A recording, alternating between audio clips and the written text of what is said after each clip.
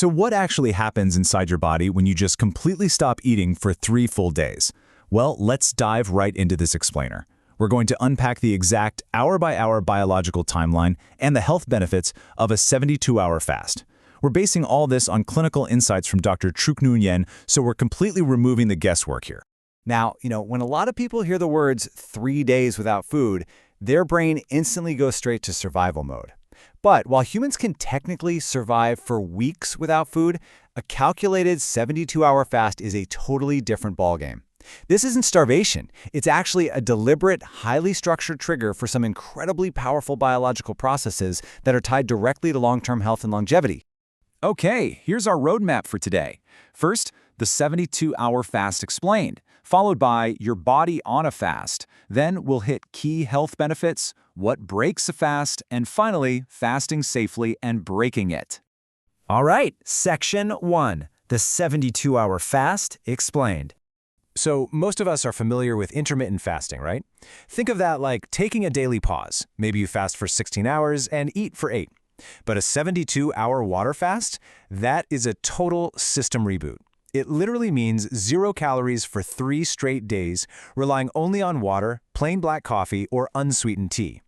By completely stripping away those daily eating windows, you're pushing your biology way past its usual limits and forcing a really unique metabolic shift. Moving on to Section 2, your body on a fast. Okay, so let's look at how this metabolic journey actually unfolds over time. From hour 0 to 24, your body is basically just running on stored sugar, which we call glycogen. But once you cross that 24-hour mark, you trigger a massive shift. You start burning fat for fuel, in a state known as ketosis, and you kick off this vital process called autophagy. Then, as you push into that 48 to 72-hour window, you're hitting peak metabolic effects with surging ketone and growth hormone levels. Let's talk about autophagy for a second, because this is really the crown jewel of that 24 to 48-hour window. Since your body isn't busy digesting new food, it turns its attention inward. It's kind of like unleashing an elite internal cleaning crew. This crew actively hunts down damaged proteins and old, dysfunctional cell parts, breaks them down, and literally recycles them. You're basically taking out the cellular trash to make room for fresh, healthy cells. Let's zoom back in on day 1.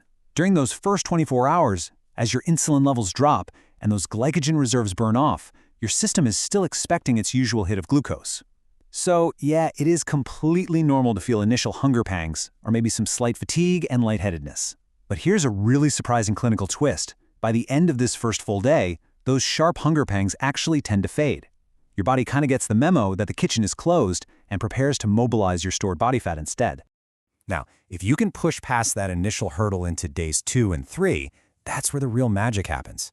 This state of deep ketosis gives your brain a super efficient fuel source, which actually dramatically sharpens your mental focus. Meanwhile, your body is ramping up its production of human growth hormone, or HGH, which is absolutely crucial for preserving your lean muscle mass while you're fasting.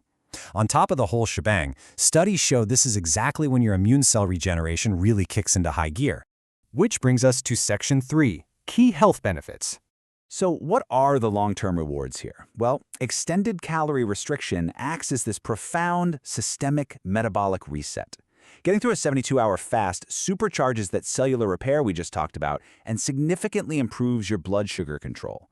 Plus, it actively reduces markers for chronic inflammation, which, as we know, is the root cause of so many diseases.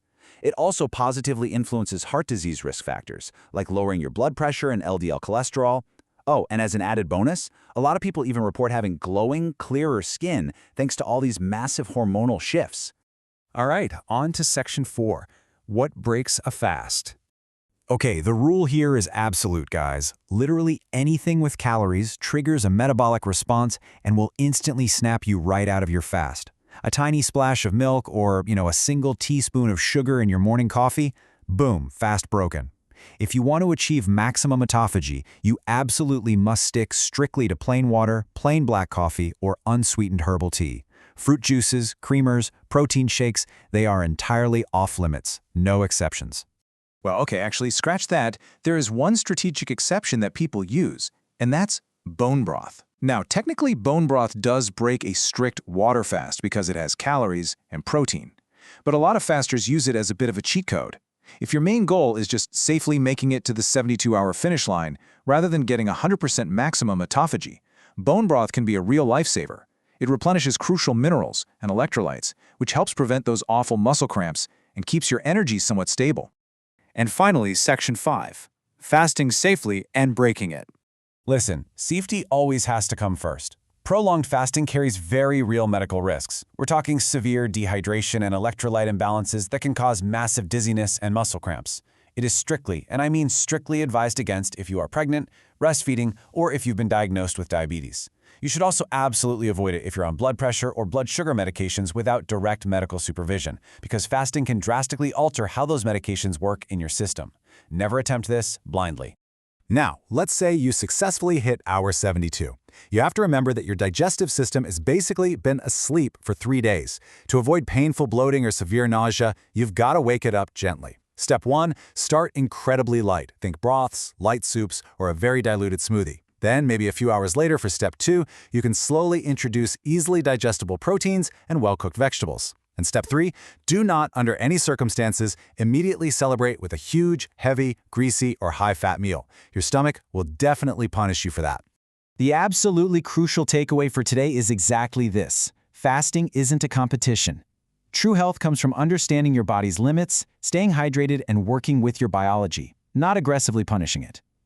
You know, our ancient ancestors actually evolved to thrive during periods of food scarcity, and our bodies still possess that exact same incredible self-healing machinery today.